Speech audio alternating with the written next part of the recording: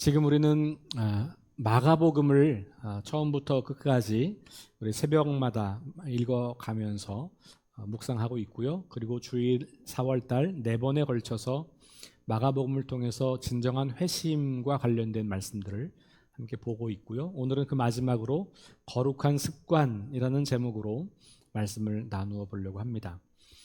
근데 제가 아까 우리 찬양대에서 이런 교회 되게 하소서 찬양을 물론 제가 또 알고 있던 곡이긴 했지만 이렇게 들으면서 우리가 좀 한번 다시 가사를 같이 읽어보면 좋겠다 그런 생각을 했습니다.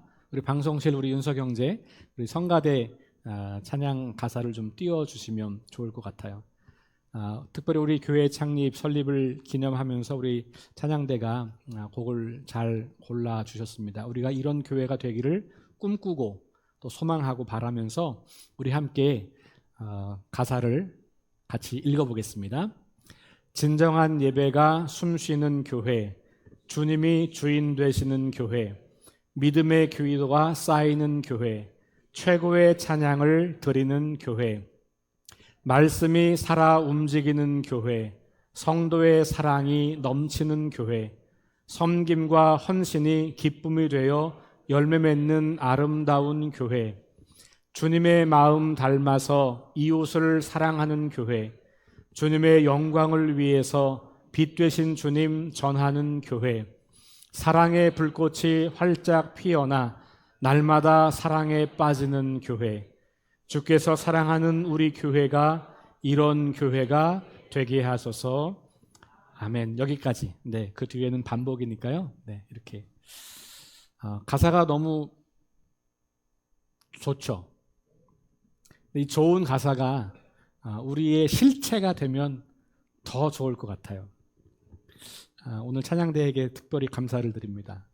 박수 하겠습니다.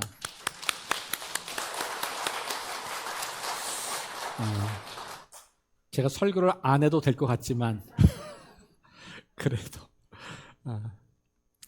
이 바램과 소원과 기도와 저의 설교를 좀 연결해 보면 우리가 거룩한 습관을 잘 만들어서 영적으로 성장할 때 방금 우리가 읽었던 그 교회가 우리의 실체가 될 수 있을 것 같습니다. 그래서 설교는 또 하겠습니다. 좋은 만남은 사람을 행복하게 하고 또 사람을 변화시키죠. 그래서 여러분들이 이제까지 살아오시면서 기억나는 좋은 만남들이 있을 것 같습니다. 어떤 분들은 그 만남 가운데 교회를 잘 만나서 인생이 행복하고 또 아름답게 변화되는 분들도 많이 있는 것 같습니다. 더 정확히 말하면 예수님을 만나서 그렇게 인생이 달라지는 거겠죠. 그런데 우리가 오랫동안 신앙생활을 하거나 나이가 좀 많아지면 이제 오랫동안 해왔던 방식이 굳어져서 그것을 가지고 남은 생애를 살고 싶은 욕망이 있어요. 왜냐하면 더 변하는 건 힘들거든요. 자꾸만 달라지는 것은 어렵고 불편해져요. 그러다 보니까 어느 순간 우리는 그만 변하고 싶다는 생각을 할 때가 있어요.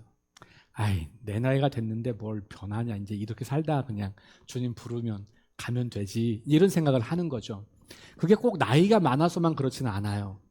어떤 분들도, 젊은 분들도 난 더 이상 변하지 않을 거야, 난 이대로가 좋아, 이렇게 살 거야 라는 생각을 하는 경우들이 있습니다. 교회 안에서도 나는 더 이상 변화가 필요 없다고 생각하는 경우들도 있는 것 같습니다. 그래서 특별히 많은 젊은 청년들, 다음 세대 우리 자녀들이 보기에 우리 엄마 아빠가 예수 믿고 변하나? 변했나? 이렇게 질문해 볼 때 고개를 갸우뚱하는 자녀들이 있을지 모르겠어요. 부끄럽지만 우리 자녀들도 어쩌면 목사인 아빠를 보면서도 우리 아빠가 예수 믿고 달라졌나?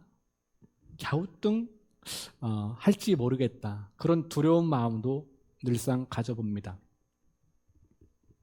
제가 1군단 천하제일교회에서 근무할 때, 교회 이름이 천하제일교회입니다. 네. 군인교회는 부대 이름을 교회 이름으로 삼아요. 그래서 황금박쥐 교회도 있었어요. 근데 이제 지금은 바꿔서 이름을 바꿨습니다만 독수리 교회도 있고요. 맹호 교회도 있고요. 온갖 용맹스러운 맹수들이 다 등장하죠. 네. 1군단은 천하제일, 그래서 천하제일 교회입니다.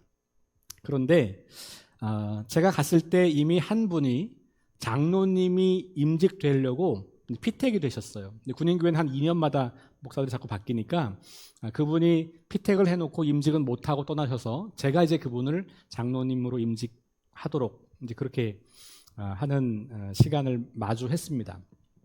제가 그래서 그 장로님께 말씀을 드렸어요. 장로님, 우리 군인교회가 가지고 있는 이 규칙에 의해서 이제 훈련 받아야 되는 과목들이 있고 공부해야 되는 과목들이 이렇게 있지만 요거 하시고 저랑 개인적으로 좀 양육 시간을 좀 갖기를 원합니다. 그래서 장로님 혼자 하시지 말고 이왕에 권사님과 함께 부부가 저랑 같이 일정 기간 동안 양육을 좀 받으시면 어떨까요? 제안을 드렸어요. 마침 그때에 그리고 우리 교회 집사님 한 분이 대령 진급을 하셔서 연대장 지휘관을 나가야 되는 그런 분이 계셔서 제가 그분께도 말씀을 드려서 집사님 지휘관을 나간다는 건 굉장히 중요한 일이고 믿음의 지휘관이 어떻게 지휘하는가에 따라서 부대가 굉장히 달라질 뿐만 아니라 부하들이 하나님을 알게 되기도 하니 집사님 괜찮으시다면 굉장히 바쁘시겠지만 괜찮으시다면 저와 함께 또 우리 장로님 되실 부부와 함께 부부가 같이 양육을 받으시면 좋겠습니다. 제안을 드렸더니 다 좋다고 하셔서 주일날 정확하진 않아요. 토요일인가 주일날 아침 7시, 8시인가 만나서 그 두 부부가 저와 12주 동안 양육 과정을 진행했어요. 어느 날 그 과정이 다 끝난 한참 지나서 그 장로님이 되신 분의 딸이 우리 교회 청년부가 있었는데 그 딸 28, 9살 됐던 그 딸이에요.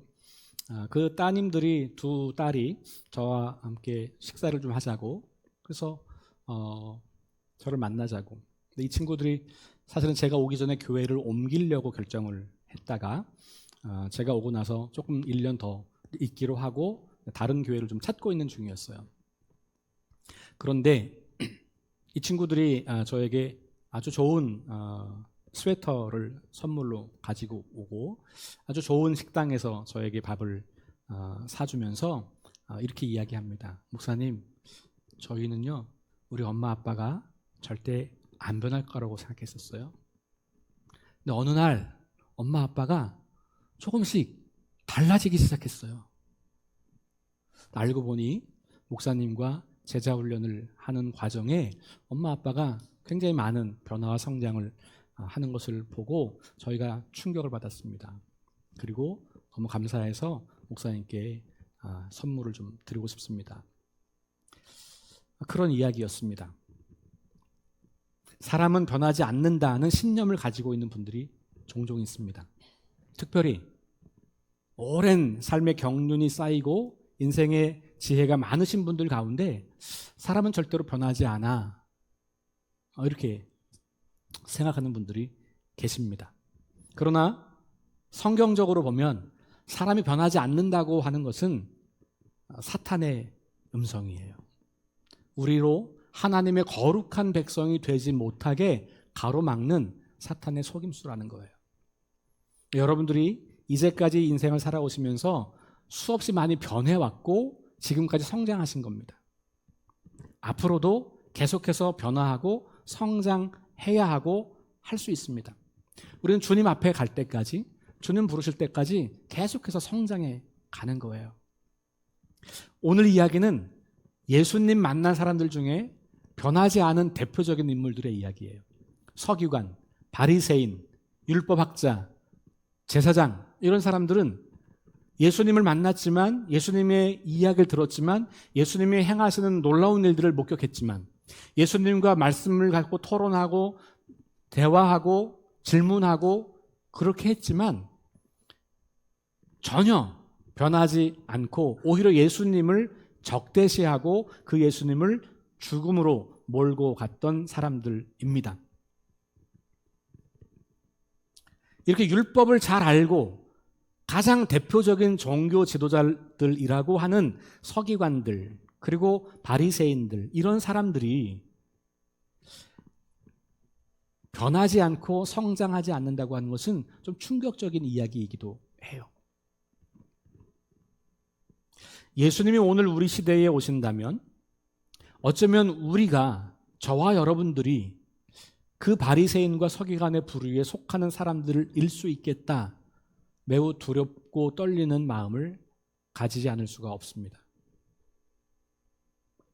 특별히 목회자라고 하는 제가 그 제일 앞에 서 있겠죠.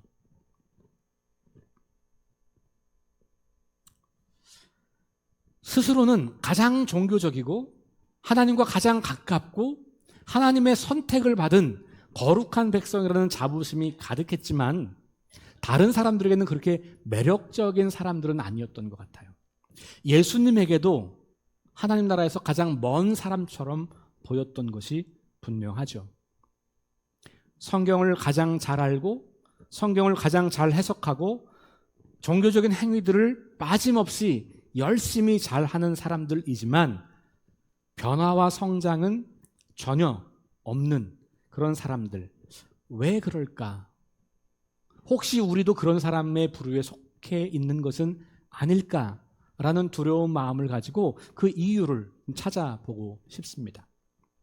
오늘 본문은 이렇게 이야기해요. 다시 제가 본문을 읽어드리면, 예수께서 가르치실 때에 이르시되 긴 옷을 입고 다니는 것과 시장에서 문안받는 것과 회당의 높은 자리와 잔치의 윗자리를 원하는 서기관들, 이렇게 말하죠. 이 서기관들의 관심이 어디 있습니까? 긴 옷을 입고 다니는 거. 이거 뭐냐 하면 바깥에 나갈 때 종교적으로 그리고 좀 비싼 이런 것을 나타내는 그런 옷을 입는다는 거예요. 그래서 사람들이 보면 저 사람은 서기관인가 봐. 이걸 금방 알아채는 거예요. 시장에서 문안받는 거, 그러니까 그렇게 표시가 나야 사람들이 서기관님 오셨습니까? 이러면서 사람들이 그를 높이는 거예요. 회당에 모일 때도 늘 높은 자리에, 잔치에 갈 때도 늘 윗자리에 앉는 것을 원하는 사람들. 자, 조금 더 나가면 그들은 과부의 가산을 삼키며 외식으로 길게 기도한다, 이렇게 말해요. 그러니까 굉장히 종교적인 행위들을 잘 하고 있지만 삶에서는 가난하고 힘들고 연약한 과부들의 재산을 탈취하는 사람들인 거예요. 물론 합법적으로 탈취하겠죠. 그러니까 하나님의 백성이라고 자부심은 갖고 있는데 하나님께서 추구하는 가치인 사랑과 공의는 전혀 나타나지 않는 거죠. 기도도 길게 합니다. 굉장히 종교적이고 거룩해 보이는 거죠. 그런데 그 기도가 다 자기를 높이는 기도. 우리 다른 곳에서 보면 바리새인의 기도와 이 죄인의 기도가 비교해서 나오는 대목이 있잖아요. 나는 내가 저 사람처럼 죄인이 아닌 걸 감사합니다. 이렇게 기도하는 거죠. 내가 유대인으로 태어나서, 유대인 남자로 태어나서 하나님 말씀을 공부한 사람이 된 것을 감사합니다. 이렇게 늘 자기를 높이는 기도를 하는 거예요. 자, 오늘 본문의 평행 본문이 마태복음 23장과 누가복음 11장에 등장합니다. 여러분 본문에 보면 그 위에 제목이 있고 그 괄호 열고 마태복음 마가복음 이렇게 나와 있잖아요. 복음서 읽다 보면 그렇게 괄호가 나와 있는 것은 같은 이야기가 복음서엔 거기 있다, 그런 이야기에서 함께 이렇게 대조해서 읽어보시면 좋은데, 제가 조금 더 읽어보면 이렇습니다. 오늘 마가복음을 우리가 읽었습니다만 마태복음 23장을 조금 읽어볼게요. 이에 예수께서 무리와 제자들에게 말씀하여 이르시되 서기관들과 바리새인들이 모세의 자리에 앉았으니 그러므로 무엇이든지 그들이 말하는 바는 행하고 지키되 그들이 하는 행위는 본받지 말라. 그들은 말만 하고 행하지 아니하며 또 무거운 짐을 묶어 사람의 어깨에 지우되 자기는 이것을 한 손가락으로도 움직이려 하지 아니하며 그들의 모든 행위를 사람에게 보이고자 하나니 곧 그 경문띠를 넓게 하며 옷수를 길게 하고 잔치의 윗자리와 회당의 높은 자리와 시장에서 문안받는 것과 사람에게 랍비라 칭함받는 것을 좋아하느니라. 후반부는 거의 비슷한데 앞부분이 조금 다르긴 하죠. 이들은 말만 하고 행하지 않는 사람들, 지식은 많으나 그 지식이 삶으로 연결되지 않는 사람들. 그래서 자기들의 지식을 사람들에게 자꾸만 강요하는 거죠. 자기도 그렇게 살지 않으면서 그렇게 하라고. 사람들이 많은 곳에서 자신들의 거룩함을 드러내기를 좋아하고 잔치자리나 회당에서 높은 자리에 앉기를, 인정받고 존중받고 존경받기를 좋아하는, 시장 사람들에게 랍비라고 불리우는 것을 자랑스러워하는 명예욕과 인정욕구가 차고 넘치는 사람들이었습니다. 누가복음은 이렇게 기록합니다. 예수께서 말씀하실 때 한 바리새인이 자기와 함께 점심 잡수시기를 청함으로 들어가 앉으셨더니, 누가복음은 서기관은 나오지 않아요. 그러나 내용을 보면 비슷한 내용이어서 이렇게 평행본문으로 되어 있어요. 잡수시기 전에 손 씻지 아니하심을 그 바리새인이 보고 이상히 여기는지라 주께서 이르시되 너희 바리새인은 지금 잔과 대접의 겉은 깨끗이 하나 너희 속에는 탐욕과 악독이 가득하도다. 어리석은 자들아 겉을 만드시니가 속도 만들지 아니하셨느냐? 그러나 그 안에 있는 것으로 구제하라. 그리하면 모든 것이 너희에게 깨끗하리라. 화 있을진저 너희 바리새인이여 너희가 박하와 운향과 모든 채소의 11조는 들이되 공의와 하나님께 대한 사랑은 버리는도다. 그러나 이것도 행하고 저것도 버리지 말아야 할지니라. 화 있을진저 너희 바리새인이여 너희가 회당의 높은 자리와 시장에서 문안받는 것을 기뻐하는도다. 화 있을진저 너희여 너희는 평토장한 무덤 같아서 그 위를 밟는 사람이 알지 못하느니라. 뭐 이렇게 해서 쭉 내려오면서 화 있을진저 그러면서 이렇게 종교적인 열심은 있지만 그 실제로 그렇게 살지 않는 사람들을 향하여서 화가 있을 거다라고 경고하고 있는 본문을 우리가 마주하게 됩니다. 겉모양을 가꾸는 데는 선수예요. 그러나 그 속은 점검하지 않는 겁니다. 내 생각, 내 마음, 내 가치, 내 태도 이런 것들은 점검하지 않는 겁니다. 11조를 드리기는 하지만 그 11조가 포함하고 있는 공의와 사랑은 버렸습니다. 높은 자리에 앉고 사람들에게 인정받기를 원하고, 그래서 평토장한 무덤 같다는 말은 뭡니까? 겉은 번지르르 하지만 속은 다 썩었다는 거예요. 그러니까 핵심은 뭡니까? 자기의 내면을 들여다보지 않는다는 거예요. 거룩한 습관이라는 건 뭐냐? 우리의 내면을 가꾸는 습관을 만드는 거예요. 여러분, 이거는 우리 교회 다니지 않는 사람들도 합니다.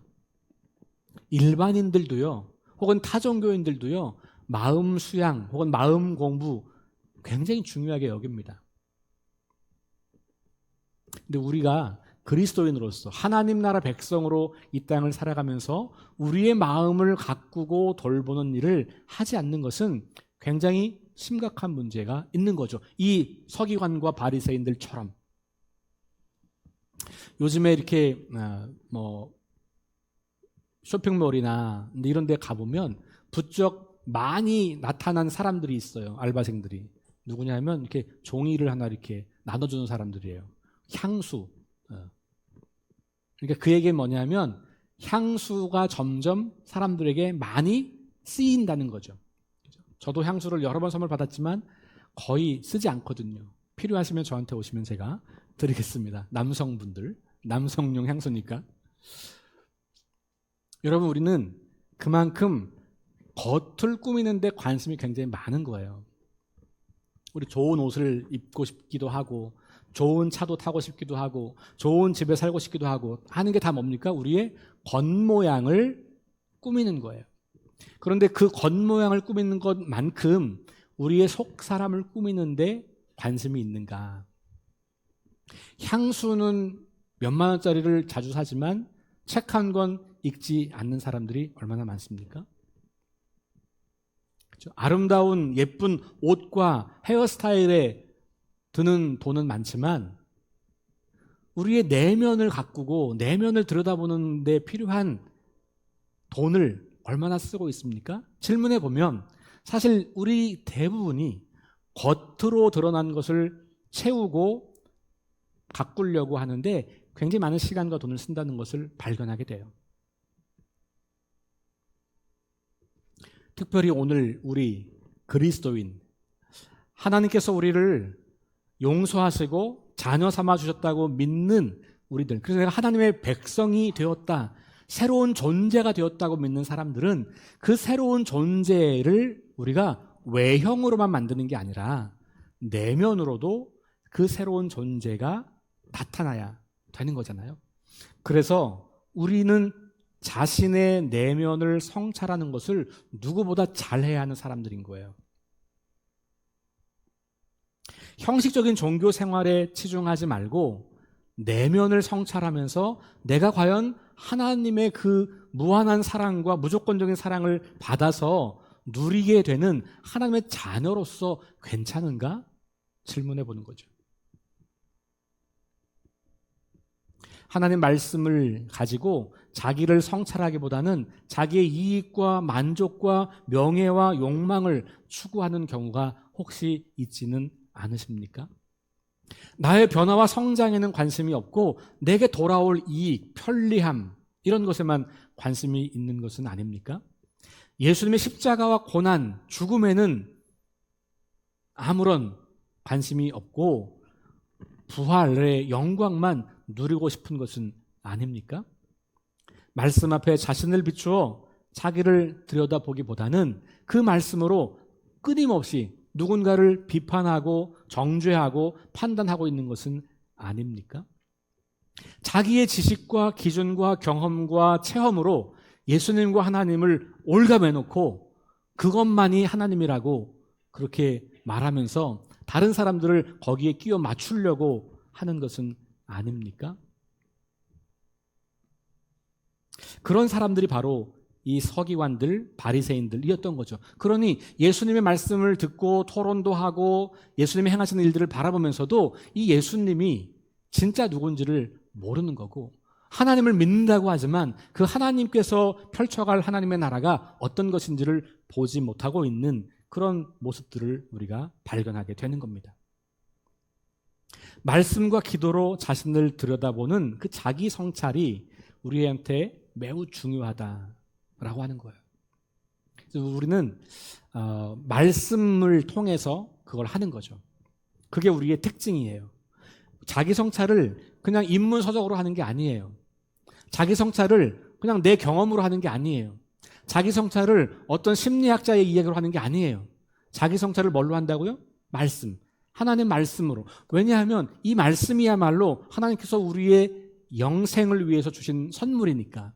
그리고 그 말씀 안에서 하나님이 누구신지, 예수님 어떤 분이신지, 성령님 어떻게 일하시는지를 발견하게 되고 그 안에서 우리 자신이 어떤 존재였는지, 그리고 어떻게 하나님이 우리를 변화시켰는지, 우리에게 어떤 기대를 갖고 계신지, 우리는 어떤 꿈을 꾸고 어떻게 인생을 살아야 할지, 그 모든 이야기가 이 말씀에 있기 때문에 우리는 이 말씀을 통해서 자기를 돌아보는 거예요. 종교적인 행위에 초점을 두기보다는 내 내면을 말씀으로 계속해서 가꾸어가는 것에 관심을 두는 것이죠. 다른 사람을 고치고 변화시키려고 하기 전에 나 자신을 늘 보는 거예요. 어떤 분들은 설교를 들으면 꼭 아무개를 생각하는 분들이 계세요. 이거 내 남편이 들었어야 되는데, 이거 김 집사가 들었어야 되는데. 그게 아니고 말씀은 나를 위해서 듣는 겁니다. 말씀을 들으면 다른 사람이 생각하는 게 아니고 저 말씀은 나한테 어떤 가르침을 주고 있는지, 저 말씀을 통해서 나는 어떻게 내 삶을 바꿔야 하는지, 그러니까 늘 관심이 나에게 있어야지 다른 사람에게 두면 안 된다는 거예요.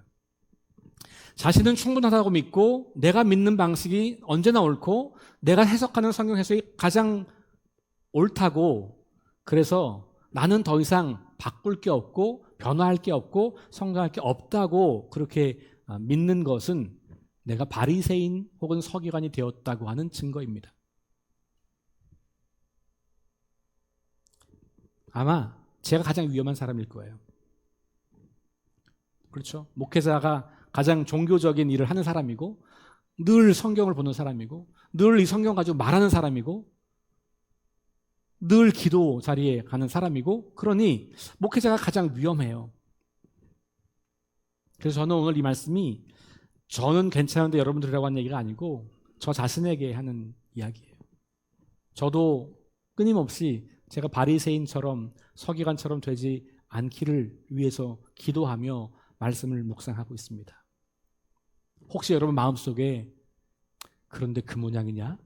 이렇게 질문하시는 분들이 계시다면 그래서 이 모양 정도 되는 겁니다. 이렇게 생각하시면 될 것 같아요. 내가 그렇게 매일마다 말씀 앞에 서서 나를 돌아보려고 하니 그나마 이만큼인 거다. 그렇게 너그럽게 봐주시면 좋겠어요. 우리가 다 비슷합니다. 여러분, 야, 저 사람 왜 저러나 그렇게 생각하지 마시고 그래도 예수 믿고 그렇게 살려고 하니 그래도 저만큼 사는 거야. 그렇게 생각하시고 거기 신경 쓰지 마시고 나는 어떻지? 나에게 집중하라는 거예요. 그것도 자기의 겉모양이 아니라 자기의 속사람, 나의 내면, 이걸 가꾸는 거죠. 제가 한번 말씀드린 적이 있는 것 같아요. 저희 신혼 때 저희 집에 화분이 선물로 들어왔어요. 한 달 있으니까 이 화분이 사망하셨습니다. 제가 이 한 달 동안 이 화분을 죽이려고 온갖 계획을 세우고 뭘 실행했을까요? 아니에요. 아무것도 안 하니까 한 달 뒤에 죽더라고요. 아무것도 안 하면 현상 유지되는 게 아니고요. 사망하는 거예요. 우리의 영적 상태가 그와 같습니다. 우리의 영적 상태에 아무것도 안 하잖아요. 그러면 유지되는 게 아니고요. 사라진다니까요. 그러니까 종교적인 행위, 겉으로 드러나는 것에 열심을 품는 것 필요하고 중요한 것이긴 하지만 그게 본질은 아니에요. 본질은 말씀으로 나를 계속 가꾸어 가는 것. 우리가 말씀 앞에서 자기를 정직하게 바라보잖아요. 그리고 하나님의 뜻을 구하는 기도를 하잖아요. 그리고 자기를 자꾸만 성찰하잖아요. 그러면 보이는 게 있는데요. 그 보이는 게 크게 두 가지예요. 하나는 내가 변화시킬 수 없는 것이 보여요. 또 하나는 내가 변화시킬 수 있는 것 혹은 변화시켜야 하는 것이 보입니다. 변화시킬 수 없는 것이라고 판단되면 그것은 변화시키려고 애쓰실 필요가 없어요. 그냥 그거는 수용해야 돼요. 그냥 수용하는 거예요. 요즘에는 심리치료 가운데서도요, 수용 전념 치료라는 게 있어요. 그러니까 내가 내 상태를 일단 수용하라는 거예요. 보통 우리한테 어떤 어려움이 닥치면 이걸 부인하잖아요. 부정한다고요. 그럴 리가 없어. 아니야, 이럴 리가 없어. 왜 나한테 이런 일이? 이런 거잖아요. 근데 이걸 현실을 수용하면 그 수용한 상태에서 내가 전념할 수 있는 것에 전념하라는 거거든요. 마치 그런 것처럼 우리가 변경시킬 수 없는 우리의 모습들을 발견하게 돼요. 아주 쉽게는 내가 남자라는 거, 내가 대한민국 사람이라는 거, 이런 거 내가 변경시킬 수 없는 거잖아요. 물론 국적은 바꿀 수도 있겠지만, 내가 변경시킬 수 없는 상황들도 존재해요. 그러면 말씀을 묵상하시다가 그렇게 변경시킬 수 없는 거라고 하는 결정이 나면 그건 어떻게 해야 되냐? 그냥 받아들이셔야 돼요. 인정하는 거예요. 아, 그냥 이렇게 되었구나. 이렇구나. 라는 거예요. 이걸 인정하지 못하면 그리고 그걸 계속 바꾸려고 하면 아주 힘든 거예요. 군생활을 못하는 친구들은 누구냐면 내가 군인인 걸 계속 거부하는 친구들이에요. 병장인데 아직도 군인인 걸 인정하지 못하면 계속 힘들게 살아요. 군인인 걸 인정하면 그때부터 군인답게 살려고 애를 쓰게 돼요. 직장도 마찬가지고요. 다 마찬가지예요. 내가 변경시킬 수 없는 것은 그냥 받아들일 수 있는, 수용하는 자세가 중요해요. 변경시킬 수 있는 것은 크게 두 가지예요. 또 첫 번째는 내가 잘못해놓은 것들이에요. 우리는 자주 뭔가를 잘못하잖아요. 실수하잖아요. 넘어지잖아요. 근데 이거는 고칠 수 있는 거잖아요. 다음번에는 그렇게 하지 않으려고 노력해야 돼요. 그래서 잘못한 게 떠오르면, 발견되면 그것은 시인하고 회개하고 그리고 똑같은 잘못을 하지 않으려고 노력하는 자세가 필요한 거죠. 이게 바꾸는 거예요. 또 하나는 부족함이 발견돼요. 잘못한 건 아니지만 내 안에 부족함이 있어요. 이 부족함을 발견하면 이 부족함을 더 좋은 상태로 끌어올리려고 노력하겠죠. 이게 변화와 성장을 위해서 애쓰고 수고하는 거죠. 그러니까 보세요. 수용하고 회개하고 성장해야 하는 요소들이 자기가 내면을 특별히 말씀을 통해서 나를 들여다볼 때 그것들이 보이기 시작합니다. 그러면 어떻게 해요? 그렇게 하는 거예요. 라이놀드 니버라고 하는 목사님이 지금은 돌아가셨지만 신학자이기도 하고 목사님이기도 한데 이분이 쓴 기도문 중에 앞부분이 이런 기도가 있어요. 이거는 일반인들도 굉장히 많이 인용하는 기도예요. 주님, 내가 변경시킬 수 없는 것들은 그것을 받아들일 수 있는 평안함을 주소서. 내가 변경시킬 수 있는 것들은 그것을 변경시킬 수 있는 용기를 주소서. 그리고 이 둘을 분별할 수 있는 지혜를 주소서.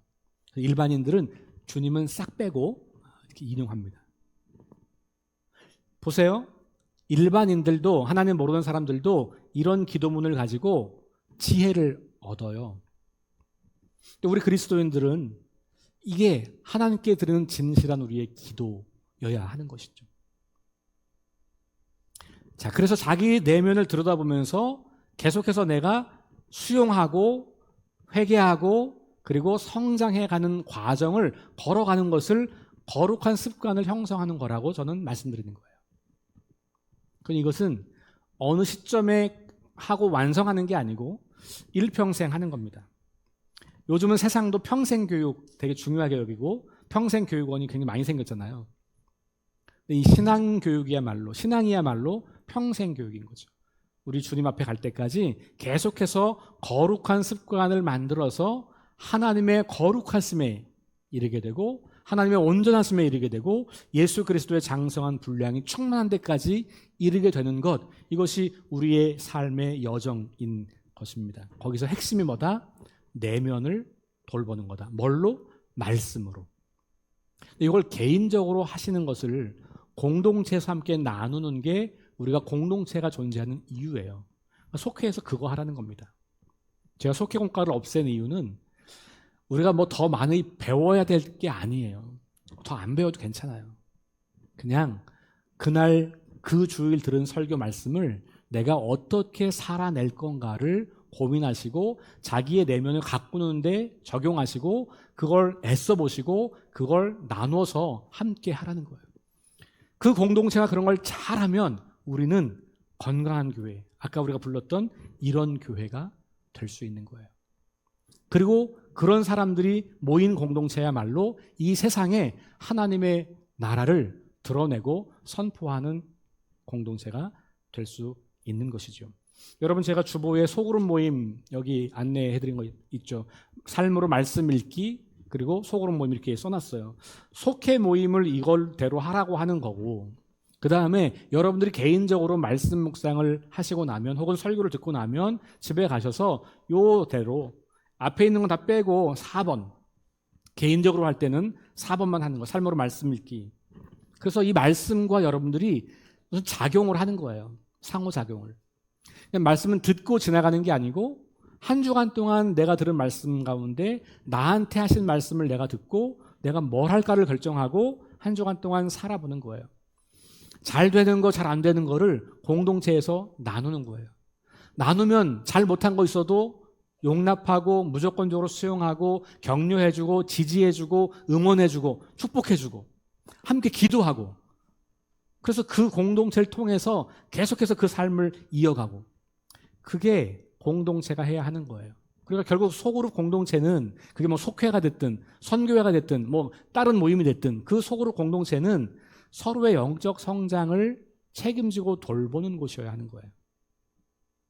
그리고 그런 공동체가 잘 형성된 교회가 건강한 교회로 세워진다는 것을 우리가 기억할 필요가 있는 겁니다.